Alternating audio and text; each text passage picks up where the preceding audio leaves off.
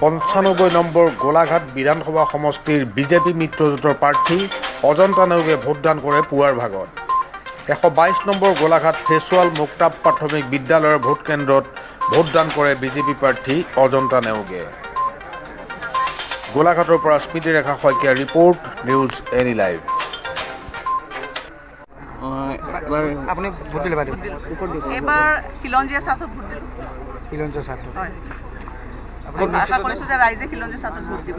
এইবাৰ দেখা হৈছে আপুনি আগৰ বছৰ 20 বছৰ ধৰি আপুনি কংগ্ৰেছক ভোট দি আহিছিলে। এবাৰ আপোনাৰ দেখিছে চিম্বলটো বদলিলে। প্ৰথমে ক'লো নহয়, খিলঞ্জীয়া চাহত ভোট দিছোঁ আৰু আশা কৰিছোঁ এইবাৰ অসমৰ ৰাইজক খিলঞ্জীয়া চাহতে ভোট দিছোঁ। খেলি মেলি হৈছে নেকি পদুম আৰু হাতৰ ভিতৰত? ৰাইজে আচলতে ইমান সচেতন যে ভোটটোৰ ক্ষেত্ৰত তেওঁলোকে কাক ভোট দিব লাগে এইটো কেতিয়াও মিছ নকৰে, তেওঁলোকে শুদ্ধভাৱে দিয়ে। আজি দিনটো কাৰ্যসূচী কেনেকৈ কি থাকিব?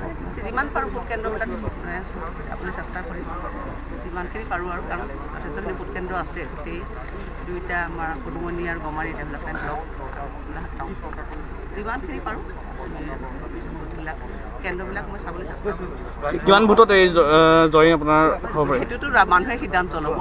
আপোনাৰ এটা মই নিশ্চিত যে আমাৰ দলটো নিশ্চিতভাৱে বিজয়ী হ'ব আৰু আমাৰ যিহেতু বাইদেউ নতুনকৈ আহিলে, বিজেপিলৈ আহিছে, এইবাৰ কিবা সন্মুখীন হৈছে নেকি বিভিন্ন ঘাট প্ৰতিঘাটৰ বা বিভিন্ন? এইবাৰ আচলতে মই ভালহে পাইছোঁ। বিগত যিমান নিৰ্বাচন খেলিলোঁ, এই নিৰ্বাচনটো অতি পাৰ্টিকুলাৰলি মই দেখিলোঁ যে এইবাৰ জনসাধাৰণ যেনেধৰণে সঁহাৰি স্বতঃস্ফূৰ্তভাৱে পাইছোঁ, এইটো আছে অভূতপূৰ্ব।